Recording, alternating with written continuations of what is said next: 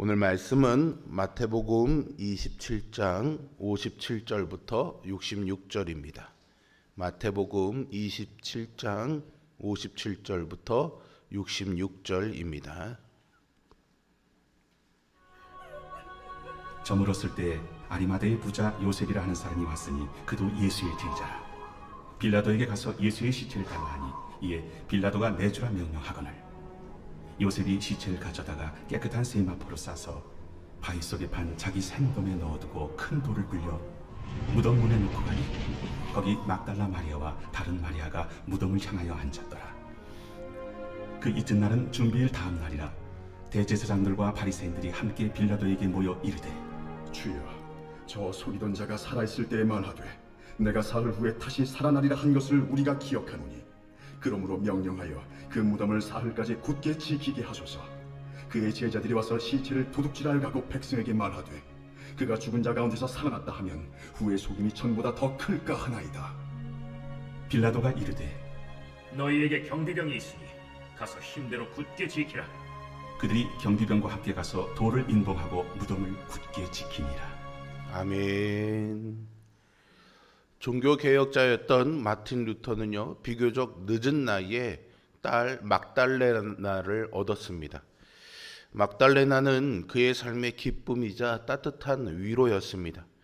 그런데 그 딸이 갑작스러운 병으로 급격히 쇠약해졌고요, 안타깝게 13살의 나이에 세상을 떠나게 됩니다.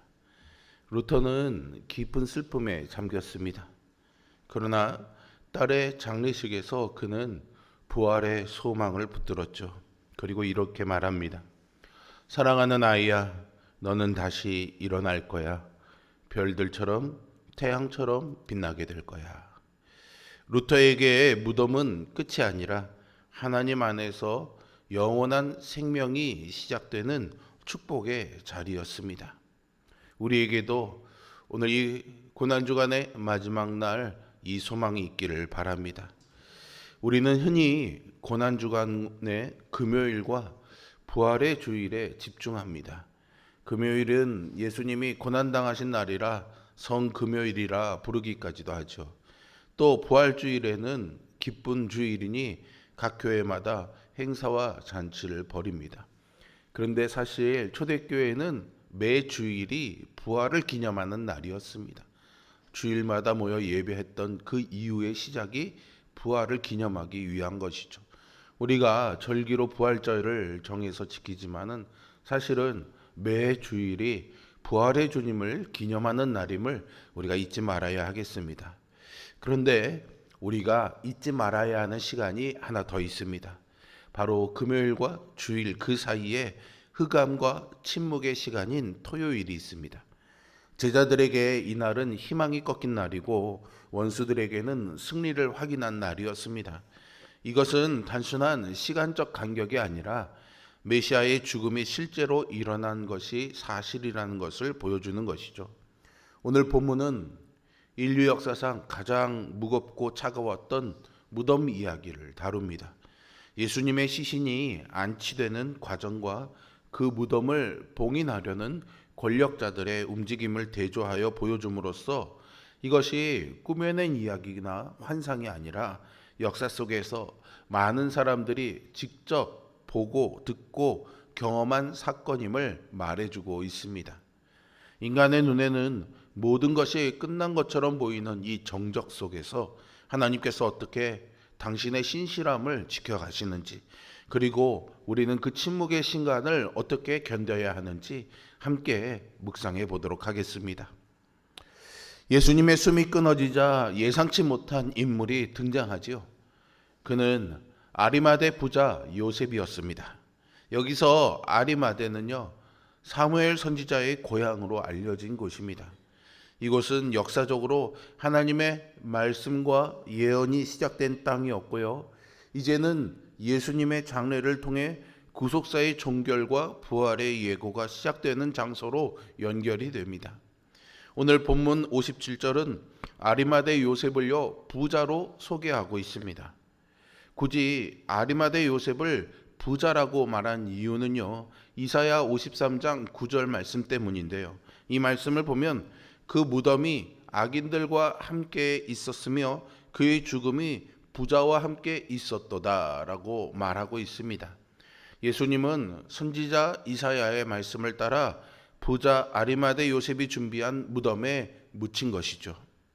아리마대 요셉은 누가복음 23장 50절에 의하면 산헤드린 공회의 의원 중에 하나로 선하고 의로운 자입니다.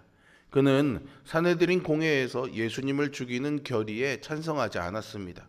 또 본문은 그를 예수의 제자라고 명시하고 있습니다. 하지만 그렇다고 대놓고 예수님을 따르지도 않았습니다.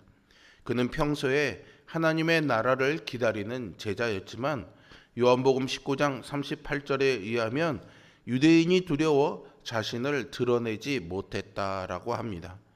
공회 회원이라는 지위 때문에 그동안 공개적으로 예수님의 제자임을 드러내지 못했던 것이죠. 그러나 주님의 죽음 앞에서 그는 더 이상 숨지 않았습니다.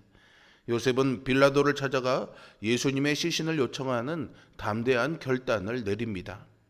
당시 유대 사회에서 처형당한 죄수의 시신을 거두는 것은 자기의 사회적 지위와 안정을 포기하는 위험한 행동이었습니다.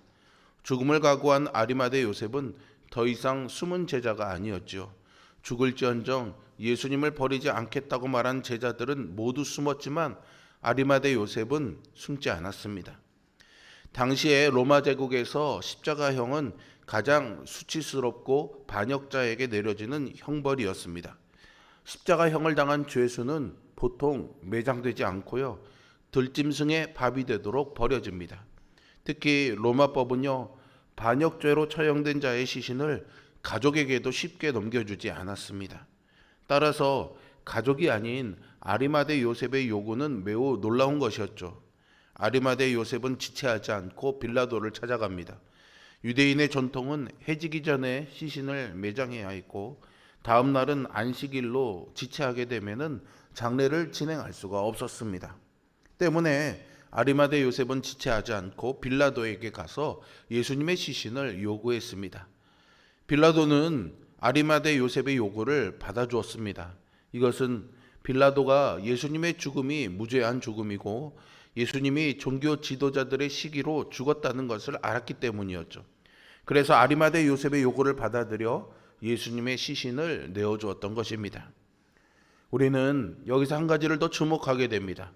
요셉이 깨끗한 세마포로 시신을 쌌다는 점을 주목할 필요가 있는데요.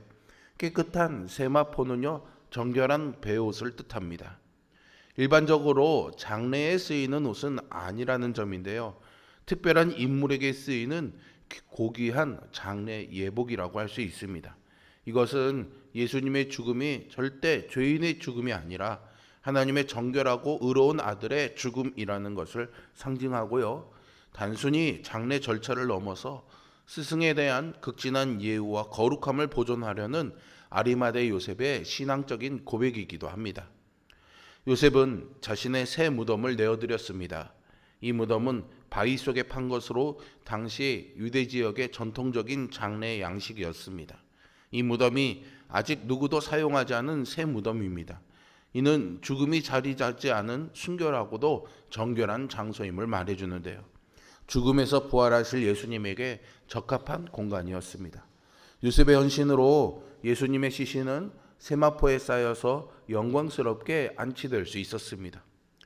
요셉의 헌신은 모두가 도망간 자리에서 사랑이 어떻게 행동으로 나타나는지를 보여주는 위대한 증거가 됩니다. 우리도 연약함 때문에 사람들의 눈치를 보며 하나님을 믿는 믿음을 드러내지 못하는 순간을 경험하고 있을 때가 있습니다. 그러나 아리마대 요셉처럼 결정적인 순간에 용기를 내 주님 편에 서는 믿음의 결단이 우리에게도 필요합니다. 또한 죽음이 세상을 지배하는 것 같아 보이는 상황에서도 하나님께서는 당신의 말씀을 성취해 가시며 여전히 살아서 역사하신다는 것을 보여주는 말씀이기도 합니다. 하나님은 당신의 뜻을 이루기 위해 사람을 준비하시고 한 채의 오차도 없이 구원의 역사를 이루어 가십니다. 예수님을 죽인 종교 지도자들은 예수님이 죽은 이후에도 마음을 놓지 못합니다. 그들은 예수님이 살아생전에 하신 사흘 후에 다시 살아나리라 라는 말씀을 기억하고 빌라도를 찾아가서 무덤을 굳게 지키게 해달라고 요청합니다. 시신을 도난당하면 백성 사이에 예수님이 부활했다는 소문이 돌 것을 염려했기 때문이죠. 그들은 빌라도의 승인하에 무덤 입구를 큰 돌로 막고 군병들을 배치합니다. 큰 돌을 굴려 무덤 문에 놓았다라는 표현은요, 봉인의 의미를 갖습니다. 죽음이 완성되었고 다시 돌아올 수 없는 길처럼 보이죠. 그런데 이 모든 조치는 역설적으로 예수님이 확실히 죽으셨고 무덤이 정확히 봉인되었으며 외부 조작이 없었다는 것을 보여주는 역사적 장치가 됩니다. 이 돌은 사흘 후에 예수님의 부활로 죽음의 문에서 생명의 문으로 바뀌게 됩니다. 문들아 머리 들어라 라고 말씀하신 하나님이 죽음의 문을 박차고 생명으로 나오신 것이죠. 여기서 우리는 중요한 영적 원리를 발견하게 됩니다. 인간이 조치한 봉인은 하나님의 능력을 가두는 장치가 아니라 오히려 하나님의 구원과 역사를 증명하는 도구가 됩니다. 세상의 방해와 공격은 결국 하나님의 영광을 찬란히 드러내는 도구가 되는 것이죠. 이어지는 61절은 예수님의 장례가 끝난 후에도 막달라 마리아와 다른 마리아가 무덤을 향하여 앉았더라 라고 말합니다. 여기서 강조되는 것은 이들이 계속해서 그 자리를 지키고 있었다라는 것이죠.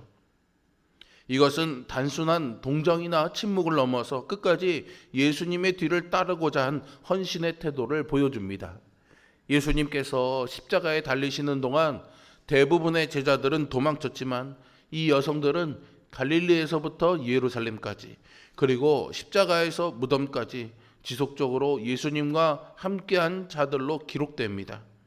그들은 예수님의 죽음을 부인하거나 외면하지 않고 예수님의 죽으심을 인정하고 그 자리에서 기다리는 자로 남습니다. 결국 이들이 기다린 자리에서 그들은 부활의 첫 증인으로 부름받게 됩니다. 안식일이 흐르는 동안 무덤 안팎은 고요했죠. 제자들은 두려움에 숨어 있었고 여인들은 슬픔에 머물러 있었습니다. 그러나 이 침묵은 부재가 아니라 준비의 시간이었습니다. 마태는 이 정적인 토요일의 풍경을 기록하면서 이것을 읽는 독자들로 하여금 무덤이라는 끝의 장소가 생명이 잉태되는 장소로 변하게 될 것임을 암시합니다. 하나님께서 죽음이라는 가장 강력한 결박을 끊으시기 위해 잠시 숨을 고르고 계십니다. 세상은 승리했다는 축배를 들고 성도는 패배감에 젖어 있을 때 하나님은 생명의 빛을 비출 준비를 마치셨습니다. 우리에게도 그런 날이 없지 않습니다. 세상의 사람들은 물론이고 하나님을 믿는 우리에게도 어두운 죽음 같은 날들이 있죠. 그럴 때 우리는 어두운 토요일 역시 하나님께서 일하고 계시는 과정임을 믿어야 합니다. 예수님이 장사된 무덤은 그분의 영원한 안식처가 아니라 부활을 위해서 잠시 머무는 곳에 불과했습니다. 인간은 돌로 맞고 임봉하며 생명의 역사를 가두려고 했지만 하나님은 그 모든 방해물을 부활의 증거물로 바꾸셨습니다. 세상은 오늘도 복음의 능력을 무덤 속에 가두려고 합니다. 과학이라는 이름의 돌로, 물질주의라는 돌로, 조롱과 박해라는 돌로 복음을 가두고 교회를 무너뜨리죠. 우리의 삶에 설명할 수 없는 침묵의 시간들이 있는 이유는 여기에 있습니다. 기도는 했는데 응답은 들리지 않고, 최선을 다했는데 결과는 무너지고, 사랑했는데 관계는 깨어지고, 믿는다고 고백하면서도 마음 한구석에는 정말 여기서 끝난 것은 아닐까 하는 생각이 고개를 들입니다. 질병의 무덤, 가난의 무덤, 관계의 단절이라는 무덤이 여러분들의 앞길을 가로막고 세상은 이제 끝났다라고 말할지도 모릅니다. 혹시 지금 나의 삶에 커다란 돌문이 놓여 있는 것처럼 느껴진다면, 그래서 더 이상 기대할 힘도 남아있지 않다면 먼저 이것부터 기억했으면 좋겠습니다. 무덤 안에서 예수님은 승리를 준비하고 계셨습니다. 하나님은 침묵 속에서도 여전히 일하고 계셨습니다. 보이지 않는다고 멈춘 것이 아니고 늦어진다고 잊으신 것이 아닙니다. 예수 그리스도 안에서 닫힌 자리는 더 이상 끝이 아니었습니다. 루터가 딸을 묻으며 붙들었던 그 고백처럼 주님은 지금도 살아계십니다. 굳게 닫힌 무덤 문은 곧 부활이 시작되는 생명의 문이 될 것입니다. 믿음은요, 이것을 붙들고 오늘 하루를 살아내는 것입니다. 눈물로 버티더라도 버티는 것, 이해하지 못해도 떠나지 않는 것, 답을 다 몰라도 다시 기도하는 것, 바로 그것이 은혜 안에서 걷는 삶인 것이죠. 고난주간의 마지막 날인 오늘 닫힌 문 앞에서 낙심하지 마십시오. 세상이 아무리 주님의 능력을 무덤에 가두어 놓는다고 할지라도 주님의 능력이 훨씬 더 크다는 사실을 기억하십시오. 사망 권세를 이기신 주님이 여러분과 함께 하십니다. 그분이 반드시 여러분들의 무덤의 문을 여시고 다시 살게 하실 것입니다. 요셉처럼 우리가 가진 귀한 것을 내어드리는 헌신으로, 또 인간의 수단이 하나님의 역사를 막을 수 없다는 확신으로, 또 끝까지 예수님의 십자가와 무덤까지 따랐던 여인들의 마음으로 이 침묵의 시간을 견뎌내며 찬란한 부활의 아침을 맞이하는 우리 모두가 될 수 있기를 주님의 이름으로 축복합니다. 기도하겠습니다. 생명의 부활의 소망으로 우리에게 찾아오신 아버지 하나님, 침묵의 시간, 무덤 속의 시간을 소망을 가지고 기다리는 우리가 되게 하여 주시옵소서.